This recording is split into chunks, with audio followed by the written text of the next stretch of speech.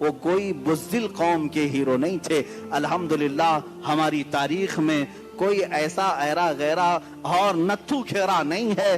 اگر ہم تاریخ اٹھائیں تو آج بھی لوگوں کے سروں پر بجلیاں گوندیں گی، بجلیاں کڑکیں گی، اس لیے کہ شاہ صلاح الدین ایوبی کے بعد ہم نے تاریخ میں یہ بھی دیکھا ہے جس نے 3 بر اعظم، تقریباً دنیا میں 7 بر اعظم ہے نا، کانٹیننٹل، افریقہ، ایشیا، یورپ، یہ جو 7 بر اعظم ہیں، ان میں 3 بر اعظم کو اپنی طاقت اور اپنے اخلاق، اپنے کردار سے روشن کیا۔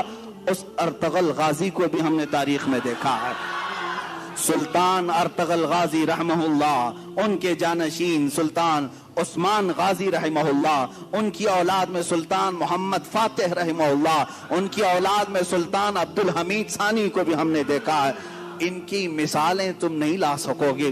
3 بر اعظموں پر انہوں نے اسلامی عدل و مساوات کا درس قائم کیا ہے، اور ایسے نہیں ہیں کہ وائٹ ہاؤس میں بیٹھ کر کے سازشیں رچ رہے ہوں، بلکہ میرے عزیزو اللہ نے ان کو 3 بر اعظموں کی حکومتیں دی تھی، اس کے باوجود بھی رات کے وقت تنہائی میں جبہ پہن کر کے کسی روٹی بیچنے والے کی دکان میں کھڑے ہو جاتے اور 2 روٹیاں خرید کر لا کر اپنے گھر میں کھایا کرتے تھے۔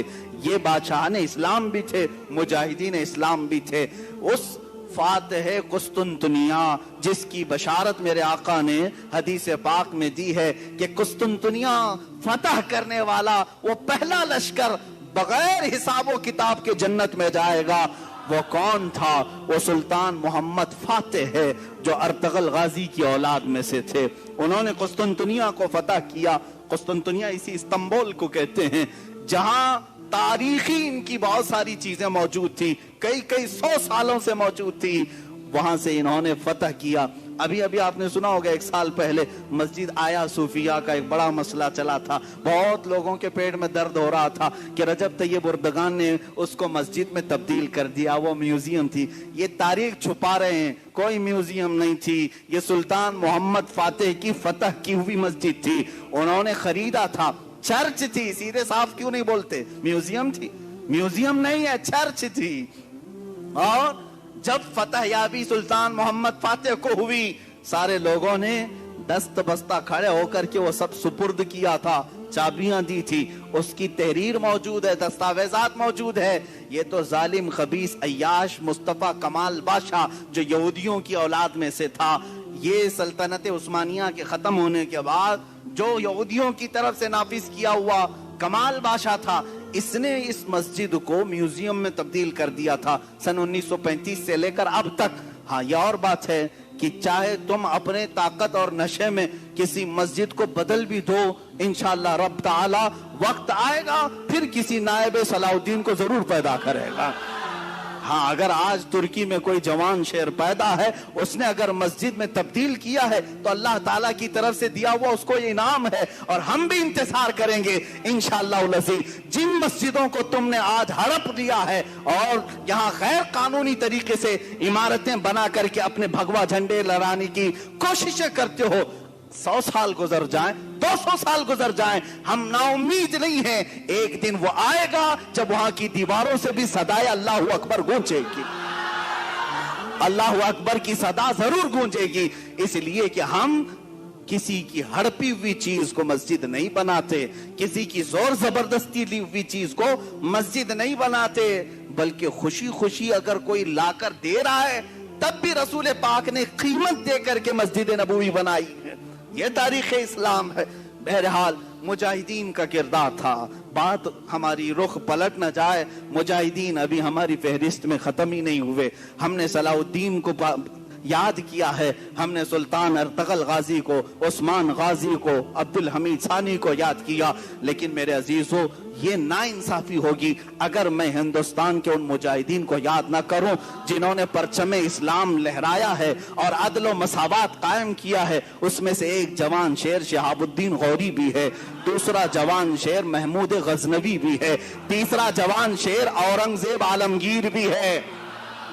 یہ تینوں جملے جو میں نے کہا ये पेट में सीधे गड़ते हैं, आंखों में सीधे चुभते हैं, इसलिए कि ये नाम जल्दी कोई सुनना नहीं चाहता।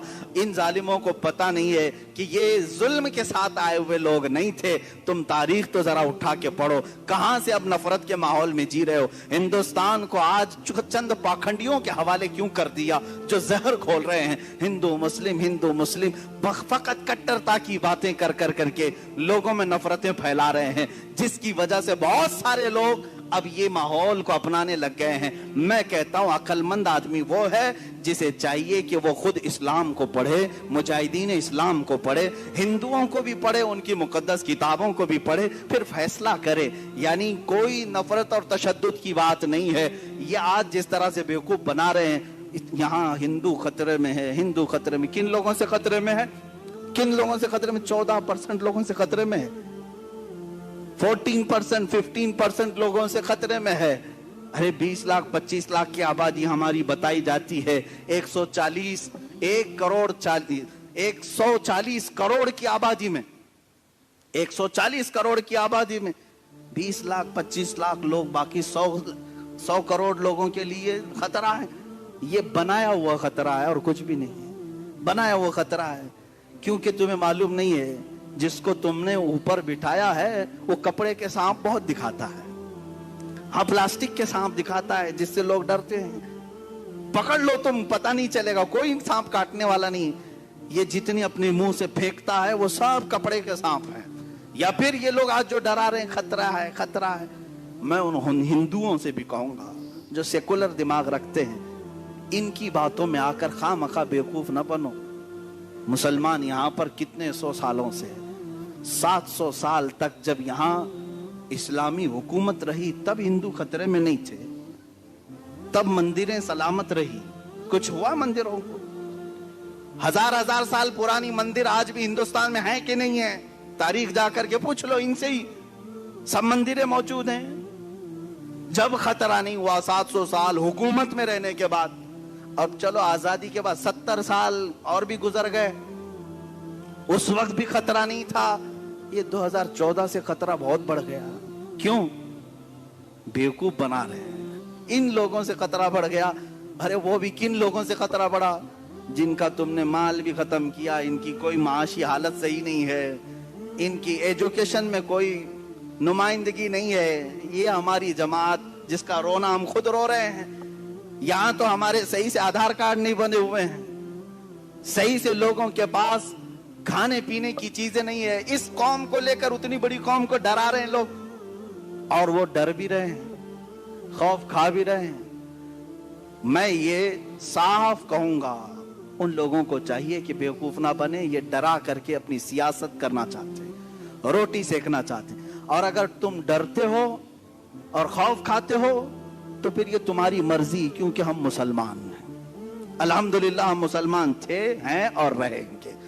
औरंगजेब रहमतुल्लाह ताला अलैह, शहाबुद्दीन गौरी, महमूद गजनवी, ये उन मुजाहिदीन के नाम हैं जिन्होंने तकवा और परहेजगारी के साथ अदल को कायम किया, इस्लाम के निज़ाम को भी कायम किया। आखिर में चलते चलते हम उस मुजाहिद आज़ादी को भी सलाम पेश कर लें जो हमारे इलाके से आता है, शहीद टीपू सुल्तान रहमतुल्लाह ताला अलैह। इसलिए कि मुहर्रम में उनकी क्यों ना याद करें, क्योंकि ये मुहर्रम शहीदों का महीना है। हुसैन आजम को जिस तरह हम अपनी कब्र में जिंदा मानते हैं, इसी तरह मैसूर के उस शेर को अपनी कब्र में हम जिंदा मानते हैं। और क्यों ना जिंदा माने, वो सबसे पहला तोप मैन है, वो सबसे पहला मिसाइल मैन है, सबसे पहले हिंदुस्तान को ताकत देने वाला, अंग्रेजों के खिलाफ लड़ने वाला है। तुम्हारे भौंकने से कुछ नहीं होगा। वो कल भी सुल्तान था, आज भी सुल्तान है, और अल्लाह ने उसे सुल्तान नाम से बनाया था। वो सुबह क़यामत तक इंशाअल्लाह सुल्तान ही रहेगा। अल्लाह ताला उनके इकबाल बुलंद फरमाए, उनके जानशीन हमारी कौम में पैदा फरमाए। मौला हम सबको मुजाहिदीन की विरासत अता फरमाए। हमारे दिलों को मौला किरदार गाजियान इस्लाम अता फरमाए। मौला हम सबको बुज़दिली से बचाए, बुज़दिलों की सोहबत से बचाए। सहाबा ताबईन औलिया कामिलीन के नुकुश पाकी अमल की और इक्तिदा की हमें तौफीक अता फरमाए। आखिर दावाना अनिल हम्दुलिल्लाहि रब्बिल आलमीन।